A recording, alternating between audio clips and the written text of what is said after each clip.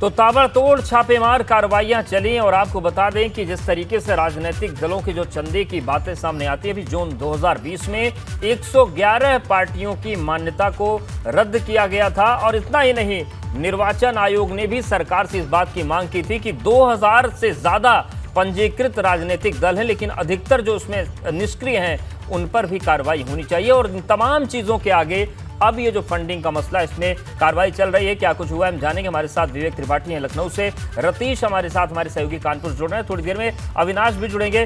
विवेक, आपके पास ही आ रहे हैं। ये जो राजनीतिक दलों के चंदों का मामला होता है, हालांकि इस पर लंबे समय से बहस चल रही है, बड़े दलों पर भी सवाल उठते हैं कि 20,000 से ज्यादा जिसने चंदा दिया उसका नाम उजागर करना कोई चाहता नहीं, आरटीआई के दायरे में भी आना चाहते नहीं।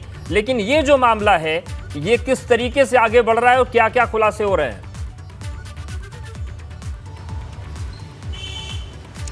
बिल्कुल अवधेश, जो राजनीतिक दल हैं, खासकर छोटे छोटे, जैसा कि यहाँ पर जो लखनऊ में रेड पड़ी है, मैं उसके घर के बाहर हूँ, गोपाल राय, जिनका एक छोटा सा राजनीतिक संगठन था, राष्ट्रीय क्रांतिकारी समाजवादी पार्टी।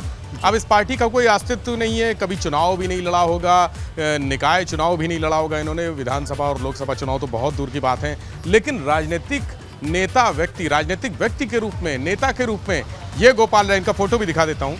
ये गोपाल राय, ये फोटो लगा हुआ है, लिखा हुआ है चेयरमैन CPGII। ये व्यक्ति इलाके में और आसपास के इलाके में नेताजी के रूप में चर्चित था। और इस घर में आपको एक और नज़ारा दिखाना चाहूँगा, थोड़ा सा ऊपर कैमरा करिए, ये बैनर तो दिखाइए ही। भाजपा के कौन से ऐसे नेता हैं जो इस बैनर में नहीं हैं?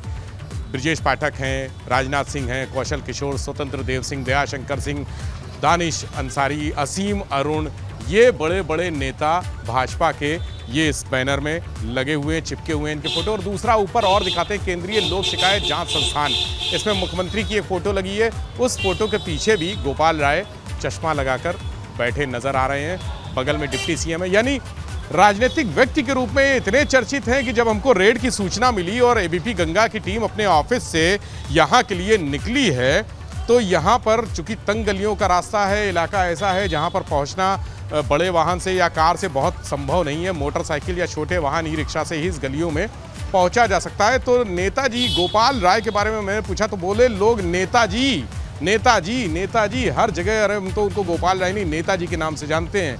तो ये नेताजी का घर है, आलीशान मकान, रेड अंदर चल रही है और छोटा सा संगठन है। रेड की वजह भी बता दूं, रेड की वजह ये है कि संगठन के साथ ही इन्होंने कम से कम 4 दर्जन से ज़्यादा सामाजिक संस्थाएं जो समाज में बेहतर काम करती हैं, सिलाई कढ़ाई का काम करती हैं, कैंप लगाने का, चिकित्सा कैंप लगाने का काम करती हैं, शिल्प कला का काम करती हैं, और साथ साथ जो लोगों की शिकायतें होती हैं वो एक अलग उन्होंने काउंटर खोल रखा था। यानी इतनी सारी संस्थाएं इन्होंने बना रखी थी, किसी में अध्यक्ष हैं, किसी में संरक्षक हैं, किसी में सदस्य हैं। आप देख रहे हैं ऊपर बोर्ड लगे हुए हैं तमाम, राष्ट्रीय दृष्टिहीन संघ का भी बोर्ड लगा हुआ है।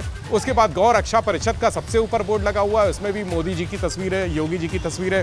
तो ये जो धंधेबाजी हो रही थी, छोटी सी पार्टी बनाकर और बड़े संगठनों को जोड़कर, बड़े नेताओं के साथ फोटो खिंचाकर, ये धंधेबाजी थी। और इस पूरे सिस्टम में करोड़ों रुपए का ट्रांजैक्शन हो रहा था, चल रहा था। और चूंकि एक नियम होता है कि जो संस्थाएं 80C एक धारा है आयकर विभाग की, उससे मुक्त हो जाती हैं, तो उनको चंदे के जो रकम मिलती है उसका टैक्स नहीं देना होता है।